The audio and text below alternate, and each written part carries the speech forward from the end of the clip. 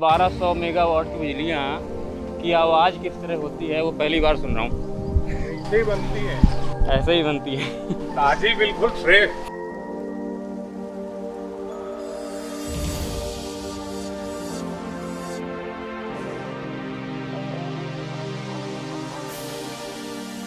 Kevadia eco tourism Sardar Patel जी की प्रतिमा है और खलवानी और जरवानी जो है इको टूरिज्म के लिए यहाँ से टिकट, और आपके पास अगर टिकट है तो स्कैनिंग वगैरह यहीं पे होगी और यहाँ पे छोटी छोटी बसें होती हैं, उसमें बैठा कर वो घुमाया जाएगा। ये है वो बस।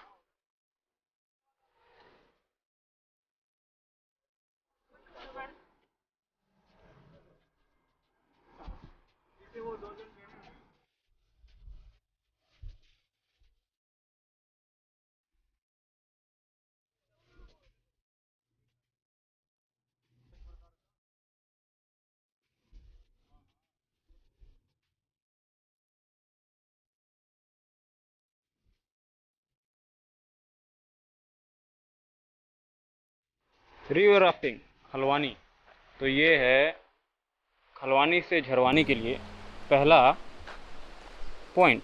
यहाँ पे आप घूम सकते हैं। एक तरह से देखा जाए तो जो इको टूरिज़्म है वो बस से आपको सरदार सरोवर डैम के आसपास की जितनी भी चीज़ें हैं, रिवर राफ्टिंग टीम, तो वहाँ पे आसपास घुमाया जाएगा बस से। और कुछ जगहों पे जैसे ये खलवानी वगैरह पे आपको रोका जाएगा, तो वहाँ पे आप देख सकते हैं कि कैसे रिवर राफ्टिंग वगैरह के लिए क्या क्या किया जाता है। खैर मैंने तो कभी रिवर राफ्टिंग की नहीं। वहाँ पे लगता है रिवर राफ्टिंग के लिए प्रिपरेशन चल रही है।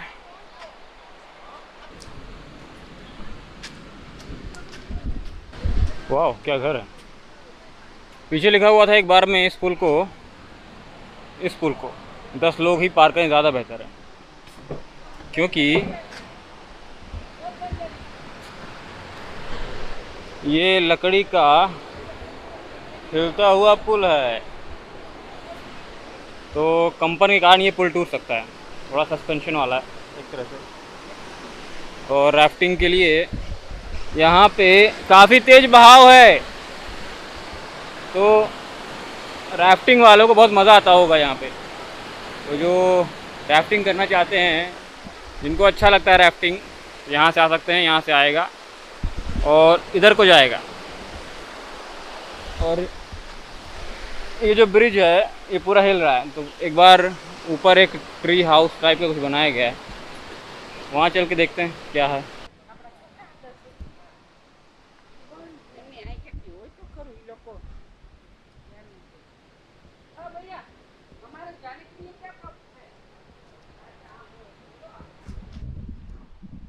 जंगल हाउस का मेंटेनेंस चल रहा है, तो फ़िलहाल तो बंद है। और यहीं पे है सेल्फी पॉइंट।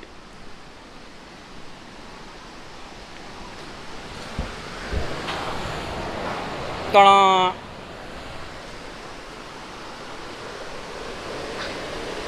ये भी लकड़ी का ही बना हुआ है।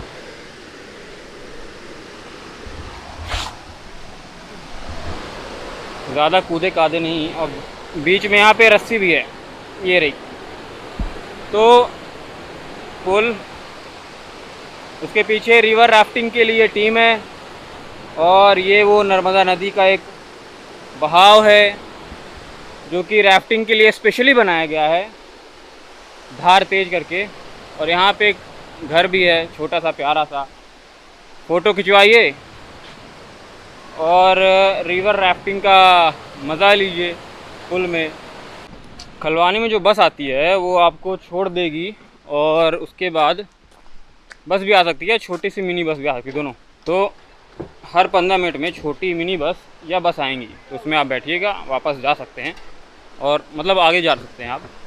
या फिर अगर आपने राफ्टिंग वगैरह कर ली है, यहाँ आप घूम चुके हैं, तो आगे अगर जाना चाहते हैं उसी बस में जिससे आप आए हैं उससे आगे जा सकते हैं। ठीक है, ऐसा कंपलसरी नहीं है कि उसमें आप बैठ गए हैं तो उसी से जाएँ। बेहद साफ़ पानी। और ये ब्रिज जो है काफ़ी हिल रहा है, और धार काफ़ी तेज़ है। अच्छा, यहीं से जो रास्ता है पुल का जो आता है वो राफ्टिंग टीम के लिए चला जाता है। जिसको राफ्टिंग करनी है तो वहाँ पे आप पास वगैरह दिखाइए, राफ्ट वगैरह करिए, मज़ा करिए। हाँ, याद रखिएगा जिसे स्विमिंग अच्छे से आती है वही राफ्टिंग में पार्टिसिपेट करें।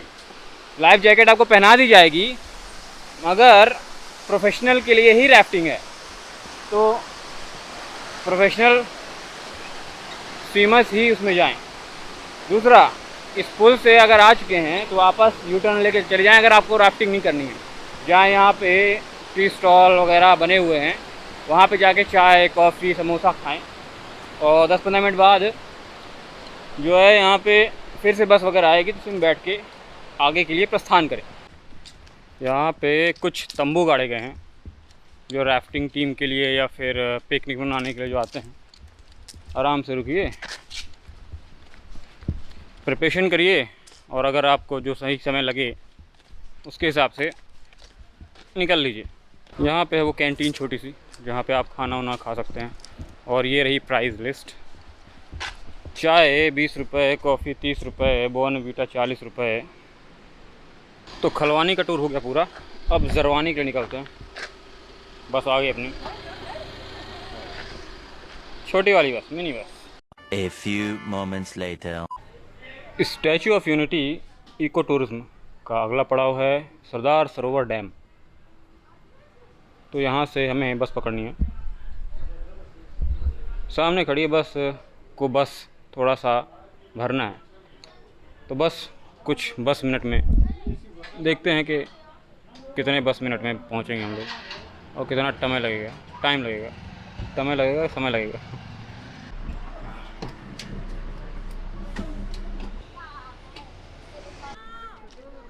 हमारे प्यारे सरदार वल्लभ भाई पटेल जी की विश्व की सबसे ऊंची प्रतिमा के पास, वहाँ से 100 मीटर आप आगे जाएंगे तो जंगल सफारी के लिए जिस बस स्टॉप से आपको बस मिलेगी उसी जंगल सफारी बस स्टॉप से आपको डैम के लिए भी बस मिलेगी।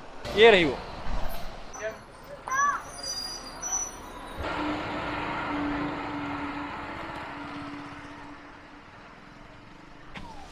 तो सरदार सरोवर डैम के मैं पास पहुंच गया और 1200 मेगावाट की बिजली ठीक मेरे ऊपर साउंड करते हुए निकल रही हैं। तो डंडा लेके ना आए ज़्यादा अच्छा है, क्योंकि 1200 मेगावाट की बिजलियाँ की आवाज़ किस तरह होती है वो पहली बार सुन रहा हूँ। ऐसे ही बनती है, ऐसे ही बनती है। ताज़ी, बिल्कुल फ्रेश एकदम। किसी को चाहिए तो डंडा लेके आए। मजाक कर रहा हूँ। तो ये रहा सरदार सरोवर डैम। यही है क्या? तो पानी तो दिख नहीं रहा है। सरदार सरोवर डैम, और ये हैं हमारे सरदार वल्लभ भाई पटेल जी। इन्हीं के नाम से सरदार सरोवर डैम बनाया गया। और गुजरात को काफ़ी ज़्यादा बिजलियाँ यहाँ से मिलती हैं। और जो पीछे खंबा है वहाँ से काफ़ी ज़्यादा वोल्ट की बिजलियाँ गुजर रही हैं। साउंड कैसा होता है यहाँ पे आने के बाद आपको पता चलेगा। तो आप आइएगा तो महसूस करिएगा। एक चीज़ और है, यहाँ पे एक डायनो पार्क है छोटा सा। वहाँ पे लगभग 3 डायनासोर के फॉसिल रखे हुए हैं। तो अगर आपको टाइम मिला तो वहाँ पे फॉसिल देखने के लिए डायनासोर के ज़रूर जाइएगा। दूसरी बात यह है कि कुछ यहाँ पे जो टूरिस्ट हैं वो कंप्लेन कर रहे थे, तो मुझसे नहीं मगर ये व्यवस्था को कंप्लेन कर रहे थे कि यहाँ पे पानी बड़ा महंगा है। और बात सही है एक्चुअली। यहाँ पे एक बोतल पानी की कीमत 50 रुपये है, लगभग 1 लीटर 1.5 लीटर का। अगर आप यहाँ आते हैं तो पानी की व्यवस्था ज़रूर करके आएँ, क्योंकि पानी लगभग 50 रुपये का है यहाँ पे। या फिर खाली बोतल लेके आएँ, क्योंकि हर जगह छोटे छोटे स्टॉल लगे हुए हैं पानी के। तो वहाँ पे आपको पानी भरने की इजाज़त रहेगी, तो आप पानी वहाँ भर सकते हैं, ठंडा पानी। या फिर एक गिलास ही लेके आइएगा, कम से कम प्लास्टिक की गिलास रहेगी, टांग लीजिएगा, आ जाइएगा। तो पानी के लिए आपको एक्स्ट्रा पैसे खर्चा नहीं करना पड़ेगा। ऊर्जा मनुष्य की प्राथमिकता, और इस ऊर्जा को प्राप्त करने के लिए एक ज़माने से ही संघर्ष चला जा रहा है। तो फ़िलहाल सरदार सरोवर डैम के पास था और मुझे एक न्यूज़ याद आई। एक रिवर है चाइना में, यांगज़ी रिवर, जो काफ़ी बड़ी रिवर है एशिया की। वहाँ पे एक समय में एक मछली पाई जाती थी जिसका नाम है या नाम था pedal fish. Actually pedal fish अब हो गई विलुप्त। IUCN के द्वारा विलुप्त प्राय प्रजाति थी। 1990 में आखिरी बार देखा गया था उसको, और वो अपस्ट्रीम तैरा करती थी पैडल फिश, चाइना में यांगजी रिवर में। लेकिन हुआ ये कि कई सारे डैम बन गए। अब डैम जब बन गए तो वो पैडल फिश ऊपर नहीं जा पाई। प्रजनन करने के बाद ऊपर जाती थी और ऊपर काफ़ी दूर जाने के बाद वो अंडे दिया करती थी। जैसा कि आप भारत में पाएंगे विश्व का इकलौता प्रकार का मगरमच्छ घड़ियाल। तो घड़ियाल भी अक्सर ऐसा ही करते हैं कि अगर जहाँ पे प्रजनन करते हैं तो वहाँ से लगभग 200-300-400 किलोमीटर ऊपर जाते हैं अपस्ट्रीम, जो मादा मगरमच्छ हैं, तो वहाँ जाके वो अंडा देती हैं रेत में। तो यांगजी रिवर में जो पैडल फिश थी सेम इसी तरह अपस्ट्रीम में तैरा करती थी। अब होता ये था कि धीरे धीरे चाइना वाले डैम बनाते गए काफ़ी बड़े बड़े। उनके संरक्षण के लिए IUCN ने काफ़ी प्रेशर डाला है चाइना को कि भाई आप डैम बना रहे हो लेकिन उनका संरक्षण भी करो। चाइना वाले बेतहाशा इंडस्ट्रियलाइजेशन करते रहे, यानी एक तरह से देखा जाए तो विश्व की जो फैक्ट्री है वो चाइना बन जाती है। लेकिन वही चीज़ है कि IUCN जो एक तरह से देखा जाए कि जानवरों को किस तरह संरक्षण किया जाता है, किस तरह नहीं किया जाता है, उस पर ज़्यादा ध्यान दें। भारत में खैर कई सारे ऐसे रिजर्वायर्स हैं, ठीक है, कंजर्वायर्स हैं, तो जहाँ पे प्राकृतिक संरक्षण या जानवरों का संरक्षण काफ़ी किया जाता है। होता ये है कि आज से 3 साल पहले उस इंडेंजर्ड फिश को विलुप्त यानी एक्सटेंट घोषित कर दिया गया। खैर भारत में भारत सरकार द्वारा या राज्य सरकार द्वारा काफ़ी प्रयास किया जा रहा है कि जो इंडेंजर्ड स्पीसीज़ हैं उनका संरक्षण किया जाए, उनका बचाव किया जाए। लेकिन फिर भी वही चीज़ है कि कई सारे ऐसे स्पीसीज़ हैं जिसके विषय में हमको जानकारी है ही नहीं।